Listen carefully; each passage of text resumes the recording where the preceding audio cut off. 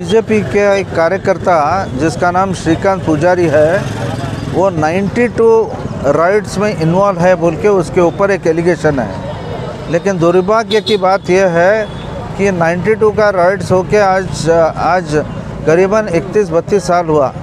उसके बाद में वो इशू निकाल के उसको अरेस्ट करके उसके ऊपर हैरास करने का मतलब ये है कि कांग्रेस गवर्नमेंट वो इतना डेस्परेट हुआ है कि आगे आने वाले पार्लियामेंट इलेक्शन में उनका तो पूरा सफाई होगा। वो मैं समझता हूँ ये जो कार्य जो कर रहे हैं उसका ये मतलब है कि 28 के 28 सीट वो हारेंगे, और इसी वजह से हमारे वर्कर को, हमारे पार्टी लीडर्स को हैरास कर रहे हैं। मैं समझता हूँ सिद्धरामैया जी ये आप बहुत गलत कर रहे हैं। परमेश्वर जी होम मिनिस्टर हो के ये 31 साल पुराना केस रिकअप करके ये काम कर रहे हैं। सबसे पहले है ना वो केस को वापस लेना, खारिज करना। कैसे कैसे मर्डरों को ये लोग पनाह देते हैं, और जो कार्यकर्ता है बीजेपी का उनको अरेस्ट करके तकलीफ़ दे रहे हैं, हैरासमेंट कर रहे हैं। मैं सिद्धरामैया से फिर उनको दबा के मैं बोलना चाहता हूं कि ऐसे काम नहीं चलेगा।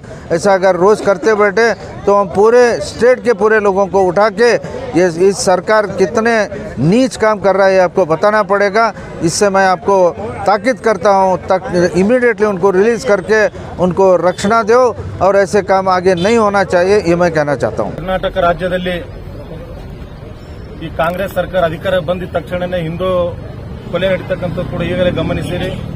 ಇವತ್ತು 31 ವರ್ಷಗಳ ಹಿಂದೆ ನಡೆದಂತ ಘಟನೆ ಇವತ್ತು ಯಾವುದೇ ಕೂಡ ನೋಟಿಸ್ ಕೊಡಲಾರದೆ ಇವತ್ತು ಶ್ರೀಕಾಂತ್ ಪೂಜಾರಿಯನ್ನು ಬಂಧಿಸತಕ್ಕಂಥ ಕೆಲಸ ಕಾಂಗ್ರೆಸ್ ಸರ್ಕಾರ ಮಾಡ್ತಾ ಇದೆ.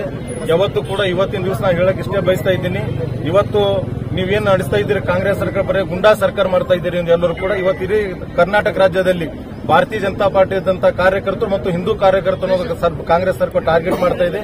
ಇವತ್ತು ಸರ್ಕಾರ ಆಗಿದ ತಕ್ಷಣ ಕೂಡ ಅನೇಕ ಜನರ ಕೊಲೆ ಸುಲಿಗೆಗಳು ಕೂಡ ಅನೇಕ ರೀತಿ ನಡೆದಂತೂ ಕೂಡ ತಾವೆಲ್ಲರೂ ಕೂಡ ನೋಡಿದಿರಿ.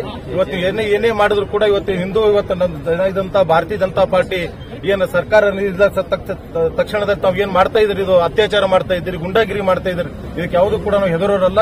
ಇವತ್ತು ಯಾವತ್ತೂ ಕೂಡ ನಮ್ಮ ಹಿಂದೂ ಸಂಘಟನೆ ಯಾವತ್ತೂ ಕೂಡ ಭಾರತೀಯ ಜನತಾ ಪಾರ್ಟಿ ಜೊತೆಯಾಗಿದೆ. ಇವತ್ತು ಅವರಿಗೆ ಶ್ರೀಕಾಂತ್ ಪೂಜಾರಿಯನ್ನು ಆದಷ್ಟು ಬೇಗನೆ ಬಿಡುಗಡೆ ಮಾಡಬೇಕಂತ ನಮ್ಮ ಮುಖಾಂತರ ಒತ್ತಾಯ ನಾವು ಮಾಡಲಿಕ್ಕೆ ಬಯಸ್ತಾ ಇದ್ದೀವಿ. ಇವತ್ತು ಇಡೀ ರಾಜ್ಯದಲ್ಲಿ ಇವತ್ತು ಯಾವುದೇ ಕೂಡ ಇವತ್ತು ಹಿಂದೂ ಜನರಂತ ಕಗ್ಗಲೆವಾಗ್ತಾ ತಾವು ನೋಡಿದಿರಿ. ಬರೀ ದ್ವೇಷ ರಾಜಕಾರಣ ಕೂಡ ಮಾಡ್ತಾ ಇದ್ದೀರಿ. ಇವತ್ತು ಕಾಂಗ್ರೆಸ್ ಸರ್ಕಾರ ಕೂಡ ಗುಂಡಾ ಸರ್ಕಾರ ಅಂತ ಕೂಡ ಹೇಳಕ್ ನಾವು ಬಯಸಬೇಕಾಗಿದೆ. ಯಾಕಂದ್ರೆ ಇವತ್ತು ಎಲ್ಲಿ ನೋಡಿದ್ರು ಕೂಡ ಇದೇ ನಡೀತಕ್ಕಂಥ ಕೂಡ ಅನೇಕ ಕಡೆ ಕೂಡ ನಡೆದಿದೆ ಅಂತ ನಾವು ಇಷ್ಟೇ ಹೇಳಕ್ ಬಯಸ್ತೀವಿ. ಹಿಂದೂ ಇಡೀ ರಾಜ್ಯದಲ್ಲಿ ಹಿಂದೂ ಕಾರ್ಯಕರ್ತ ಟಾರ್ಗೆಟ್ ಬಿಟ್ಟರೆ ಬಾಕಿದೇನಿಲ್ಲ, ಬರೀ ಹಿಂದೂ ಕಾರ್ಯಕರ್ತರು ಮಾತ್ರ ಟಾರ್ಗೆಟ್ ಮಾಡ್ತಿದೆ. ದ್ವೇಷದ ರಾಜಕಾರಣ ಇವತ್ತು ಮುಂದುವರಿಸಿಕೊಂಡು ಹೋಗ್ತಾ ಇದೆ. ಈ ಒಂದು ಪ್ರತಿಭಟನೆಯನ್ನು ಇವತ್ತು ನೇತೃತ್ವವನ್ನು ವಹಿಸಿರುವಂತಹ ನಮ್ಮ ಜಿಲ್ಲೆಯ ಶಾಸಕರಂತ ಬಸವರಾಜ ಮತ್ತಿಮೂಡವರು ನಮ್ಮ ಜೊತೆಲಿದ್ದಾರೆ, ಅಮರನಾಥ್ ಪಾಟೀಲ್ ಅವರು ಇದ್ದಾರೆ, ಸುನೀಲ್ ವಲ್ಲಾಪುರಿ ಅವರು ಇದ್ದಾರೆ. ಮತ್ತು ಅದೇ ರೀತಿಯಾಗಿ ಇವತ್ತು ನಮ್ಮ ಪಕ್ಷದ ಎಲ್ಲಾ ಪದಾಧಿಕಾರಿಗಳ ಒಂದು ದೊಡ್ಡ ಸಂಖ್ಯೆಯಲ್ಲಿ ಸೇರಿರುವಂತಹ ಎಲ್ಲಾ ಪಕ್ಷದ ಪದಾಧಿಕಾರಿಗಳು, ಮುಖಂಡರು, ನಮ್ಮ ಮಹಿಳಾ ಮೋರ್ಚಾದ ಎಲ್ಲ ನಮ್ಮ ಸಹೋದರರು ಕೂಡ ಇವತ್ತು ಒಂದು ಅತಿ ಹೆಚ್ಚಿನ ಸಂಖ್ಯೆಯಲ್ಲಿ ಇವತ್ತು ಈ ಒಂದು ಪ್ರತಿಭಟನೆಯಲ್ಲಿ ಭಾಗವಹಿಸಿದ್ದಾರೆ.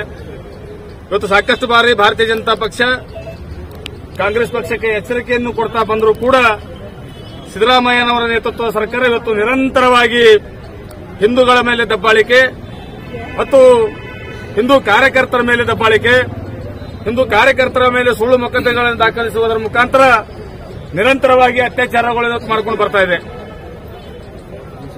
ಇವತ್ತು ಅದಕ್ಕೆ ಉದಾಹರಣೆಪ್ಪ ಅಂದ್ರೆ ಇವತ್ತು ಹೊಸದಾಗಿ 31 ವರ್ಷಗಳ ಹಳೆಯದಾದಂತ ಯಾವ ಅಯೋಧ್ಯೆಯಲ್ಲಿ ರಾಮ ಮಂದಿರ ಇವತ್ತು ನಿರ್ಮಾಣ ಆಗುವ ಹಂತದಲ್ಲಿದೆ, ನಿರ್ಮಾಣ ಆಗಿದೆ, ಉದ್ಘಾಟನೆಗೊಳ್ಳುವ ಹಂತದಲ್ಲಿದೆ. ಅದರ ಒಂದು ದುರುದ್ದೇಶವನ್ನು ಇಟ್ಟುಕೊಂಡು ಇವತ್ತು ಸಿದ್ದರಾಮಯ್ಯನವರ ಸರ್ಕಾರ ಇವತ್ತು ನಮ್ಮ ಕಾರ್ಯಸೇವಕರ ಮೇಲೆ 31 ವರ್ಷಗಳ ಹಿಂದಿನ ಕೇಸನ್ನು ಕೆದಕುವುದರ ಮುಖಾಂತರ ಮತ್ತೊಮ್ಮೆ ಈ ಸರ್ಕಾರ ಇವತ್ತು ಸಾಬೀತುಪಡಿಸಿದೆ. ಕಾಂಗ್ರೆಸ್ ಪಕ್ಷ ಇವತ್ತು ಹಿಂದೂಗಳ ವಿರೋಧಿ ಪಕ್ಷ ಅಂತ ಹೇಳಿ ಇವತ್ತು ಮತ್ತೊಮ್ಮೆ ಅದು ಸಾಬೀತುಪಡಿಸಿದೆ. ಈ ಒಂದು ಘಟನೆಯನ್ನು ಇವತ್ತು ನಮ್ಮ ಇಡೀ ರಾಜ್ಯಾದ್ಯಂತ ಇವತ್ತು ನಮ್ಮ ರಾಜ್ಯದ ಕರೆಯ ಮೂಲಕ ಇವತ್ತು ಪ್ರತಿಯೊಂದು ಜಿಲ್ಲೆಯಲ್ಲಿ ಕೂಡ ಪ್ರತಿಭಟನೆ ನಾವು ಮಾಡ್ತಾ ಇದ್ದೀವಿ. ಇವತ್ತು ನಮ್ಮ ಶ್ರೀಕಾಂತ್ ಪೂಜಾರಿ ಎನ್ನುವ ವ್ಯಕ್ತಿಗೆ ಇವತ್ತು ಬಂಧನ ಮಾಡುವುದರ ಮುಖಾಂತರ ಮತ್ತೊಮ್ಮೆ ಕಾಂಗ್ರೆಸ್ ಪಕ್ಷ ಹಿಂದೂ ವಿರೋಧಿ ರೀತಿಯನ್ನು ಅನುಸರಿಸುತ್ತದೆ. ಇವತ್ತು ಭಾರತೀಯ ಜನತಾ ಪಕ್ಷ ಸಂಪೂರ್ಣವಾಗಿ ಇದನ್ನು ಖಂಡನೆಯನ್ನು ನಾವು ಮಾಡ್ತಾ ಇದ್ದೀವಿ. ಇವತ್ತು ತಮಗೆಲ್ಲ ಗೊತ್ತಿರಲಿ, ಸಾಕಷ್ಟು ವಿಷಯಗಳು ಇವತ್ತು ರಾಜ್ಯದಲ್ಲಿ ಇದ್ರೂ ಕೂಡ, ಸಾಕಷ್ಟು ಜನರು ತೊಂದರೆ ಇದ್ರೂ ಕೂಡ ಅದರ ಬಗ್ಗೆ ಗಮನ ಹರಿಸಿದ ಕಾಂಗ್ರೆಸ್ ಸರ್ಕಾರ, ತಮ್ಮ ಬಿಟ್ಟಿ ಭಾಗಗಳನ್ನು ಕೊಟ್ಟಿತ್ತು, ಅದು ಸಂಪೂರ್ಣ ಮಾಡಿದ ಕಾಂಗ್ರೆಸ್ ಸರ್ಕಾರ ಇವತ್ತು ಗಮನವನ್ನು ಬೇರೆ ಕಡೆ ಸೆಳೆದು ಇವತ್ತು ಇಂಥ ಒಂದು ಕುತಂತ್ರದ ರಾಜಕಾರಣ ಮಾಡ್ತಾ ಇದೆ. ಇವತ್ತು ಇಡೀ ಹಿಂದೂ ಸಮಾಜ ಹೆಮ್ಮೆಯ ಪ್ರತೀಕವಾದಂತಹ ರಾಮ ಮಂದಿರ ಇವತ್ತು ಉದ್ಘಾಟನೆಗೊಳ್ತಾ ಇದೆ. ಇವತ್ತು ನಮ್ಮ ದೇಶದ ಹೆಮ್ಮೆ ಪ್ರಧಾನಿ ಸನ್ಮಾನ ನರೇಂದ್ರ ಮೋದಿ ಅವರ ನೇತೃತ್ವದಲ್ಲಿ 22ನೇ ತಾರೀಕಿನ ದಿವಸ ರಾಮ ಮಂದಿರ ಉದ್ಘಾಟನೆಗೊಳ್ತಾ ಇದೆ. ಇಡೀ ದೇಶ ಇವತ್ತು ಆ ಒಂದು ಸಂಭ್ರಮದಲ್ಲಿ ಮುಳುಗಿದೆ. ಪ್ರತಿಯೊಂದು ಹಳ್ಳಿಗಳಲ್ಲಿ ಕೂಡ ಇವತ್ತು ರಾಮನಮನ ಜಪಿಸ್ತಾ ಇದ್ದಾರೆ ಎಲ್ಲ ನಮ್ಮ ಕಾರ್ಯಕರ್ತರು, ಎಲ್ಲ ಹಿಂದೂ ಪರ ಸಂಘಟನೆಗಳ ಕಾರ್ಯಕರ್ತರು, ಹಿಂದೂ ಪರ ಸಂಘಟನೆ ಮುಖಂಡರು, ಇಡೀ ಜನರು ಇವತ್ತು ಆ ಒಂದು ಉತ್ಸವದಲ್ಲಿರುವಂತಹ ಸಂದರ್ಭದಲ್ಲಿ ಬೇಕಂತ ಹೇಳಿ ಇವತ್ತು ನಮ್ಮ ಸಮಾಜಕ್ಕೆ ತೊಂದರೆ ಕೊಡುವ ಒಂದು ಉದ್ದೇಶವನ್ನು ಇಟ್ಟುಕೊಂಡು ಇವತ್ತು ಕೇಸನ್ನು ದಾಖಲಿಸುವ ಮುಖಾಂತರ ಇವತ್ತು ಸಿದ್ದರಾಮಯ್ಯ ಅವರು ಇವತ್ತು ನಮ್ಮ ಸಮಾಜದ ಮೇಲೆ ದಬ್ಬಾಳಿಕೆ ಮಾಡುವಂತಹ ಕೆಲಸ ಇವತ್ತು ಮಾಡ್ತಾ ಇದ್ದಾರೆ. ನಾ ಈ ಸಂದರ್ಭದಲ್ಲಿ ಒಂದು ಮಾತು ಹೇಳ್ತಾ ಇದ್ದೀನಿ, ಸಿದ್ದರಾಮಯ್ಯನವರೇ, ತಾವು ಇಂತಹ ಒಂದು ಕೇಸ್ ಅಲ್ಲ, ಇವತ್ತು 1000 ಕೇಸುಗಳು ಇವತ್ತು ಭಾರತೀಯ ಜನತಾ ಪಕ್ಷದ ಕಾರ್ಯಕರ್ತರ ಮೇಲೆ, ಕಾರ್ಯಸೇವಕರ ಮೇಲೆ, ಹಿಂದೂ ಪರ ಸಂಘಟನೆ ಕಾರ್ಯಕರ್ತರ ಮೇಲೆ ನೀವು 1000 ಕೇಸ್ ಹಾಕಿದ್ರು ಇವತ್ತು ಹಿಂದೂ ಹುಲಿಗಳು ಯಾವುದೇ ಕಾರಣಕ್ಕೂ ಕೂಡ ಹೆದರುವಂತಹ ಪ್ರಶ್ನೆ ಇಲ್ಲ. ಈ ಕಿಚ್ಚು ಇಡೀ ಕರ್ನಾಟಕಕ್ಕೆ ಹೊತ್ತಿರುವಂತಹ ಕೆಲಸ ಮುಂದಿನ ದಿನಮಾನಗಳಲ್ಲಿ ಆಗಬಹುದು ಅಂತ ಹೇಳಿ ನಾನು ಈ ಸಂದರ್ಭದಲ್ಲಿ ಅವರಿಗೆ ಎಚ್ಚರಿಕೆ ನಾನು ಕೊಡ್ತಾ ಇದ್ದೀನಿ.